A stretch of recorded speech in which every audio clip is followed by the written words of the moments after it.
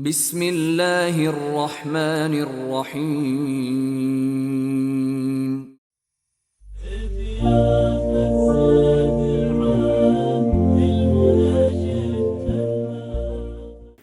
حضرت زید بن ثابت رضی اللہ عنہ فرماتے ہیں کہ رسول اللہ صلی اللہ علیہ وآلہ وسلم یہ دعا مانگا کرتے تھے: اے اللہ، میں آپ کی پناہ مانگتا ہوں ایسے دل سے جو ڈرتا نہ ہو، اور ایسے علم سے جو نفع نہ دے، اور ایسی دعا سے جو سنی نہ جائے، اور ایسے نفس سے جو کبھی سیر نہ ہو، اور بھوک سے، بے شک بھوک برا ساتھی ہے۔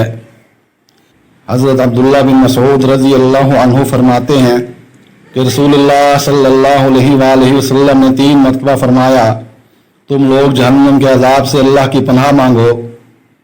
ہم صحابہ رضی اللہ عنہم نے کہا: ہم جہنم کے عذاب سے اللہ کی پناہ مانگتے ہیں۔ پھر فرمایا: تم لوگ قبر کے عذاب سے اللہ کی پناہ مانگو۔ ہم نے کہا: ہم قبر کے عذاب سے اللہ کی پناہ مانگتے ہیں۔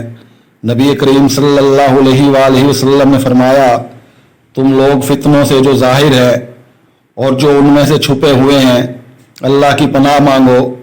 ہم نے کہا: ہم ان فتنوں سے جو ظاہر ہیں اور جو چھپے ہوئے ہیں اللہ کی پناہ مانگتے ہیں۔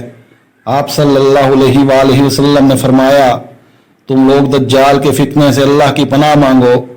ہم نے کہا: ہم دجال کے فتنے سے اللہ کی پناہ مانگتے ہیں۔ حضرت حذیفہ فرماتے ہیں کہ رسول اللہ صلی اللہ علیہ وآلہ وسلم نے فرمایا کہ ہمیں لوگوں پر 3 فضیلتیں عطا کی گئی ہیں۔ ہمارے لیے پوری زمین نماز کی جگہ بنا دی گئی ہے، اور ہمارے لیے اس کی مٹی پاک کرنے والی بنائی گئی ہے جبکہ ہم پانی کو نہ پائیں، اور یہ آیات مجھے عرش کے نیچے خزانے کے کمرے سے عطا کی گئی ہے، یعنی سورہ بقرہ کی آخری آیات۔ اس میں سے مجھ سے پہلے کسی کو نہیں دی گئی اور نہ میرے بعد کسی کو دی جائیں گی۔